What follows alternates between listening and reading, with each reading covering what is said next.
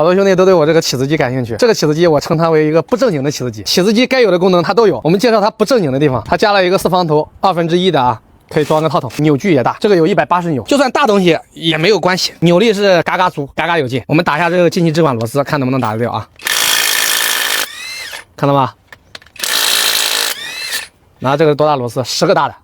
一个起子机本身这个打木螺丝、打起子螺丝的，如果用普通的起子机不可能能打掉的，但是它可以，它有180扭，又小，拿着也方便。空间小的地方，你看随便塞，像这里都随便塞，很方便。我们再给它打紧。所以我想兄弟们肯定最在意它的就是它可以打套筒1/2的套筒，这就是它最大的优点。你们看这个外观也能看得出来，你看这个被我造成什么样子了。我基本上是每天都要用，已经被我搞得不成样子了，但是还是很好用。